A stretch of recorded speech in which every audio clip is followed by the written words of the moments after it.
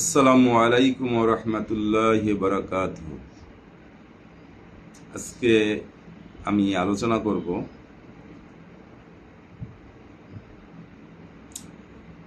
একটা বিষয় নিয়ে, সেটা হলো অহংকার।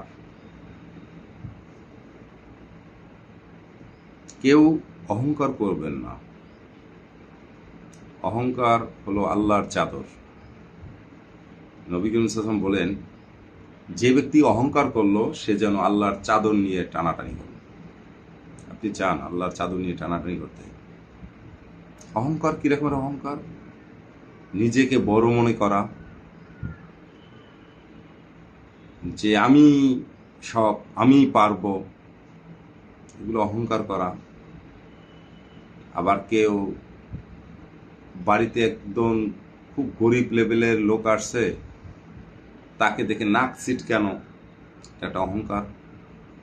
এক জায়গায় দাওয়াত দিছে, আপনি গেছেন, আপনার পাশে ছোট্ট একটা অল্প বয়সী একটা মানুষ বসলো বা গরিব একটা মানুষ বসলো, আপনি ওখানে বসতে চাইতেছেন না, এটাকে অহংকার করা।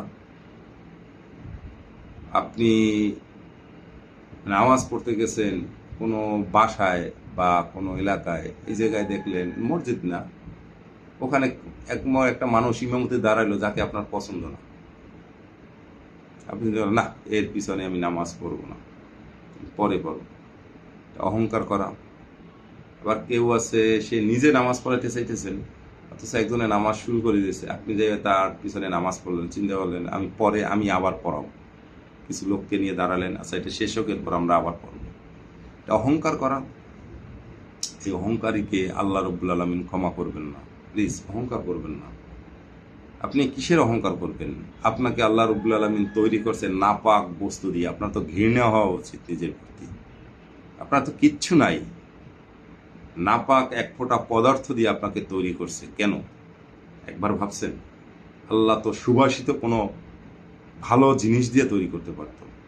আল্লাহ বুঝিয়ে দিয়েছেন যে তোকে আমি কত নিকৃষ্ট একটা পদার্থ থেকে তৈরি করছি, আশরাফুল মাকলুকাত বানিয়েছি।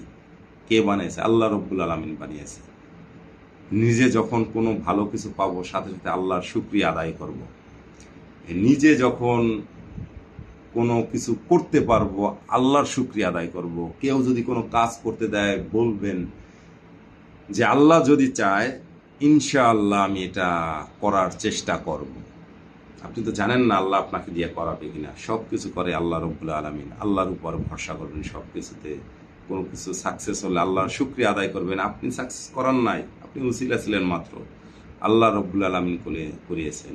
অহংকার করবেন না। যারা অহংকার করবে, অহংকারকে আগুনের সাথে তুলনা করা হয়েছে। নবী করিম সাল্লাল্লাহু আলাইহি ওয়াসাল্লাম আরেকটা হাদিস বুখারী মুসলিমে, যে অহংকার হলো আগুন।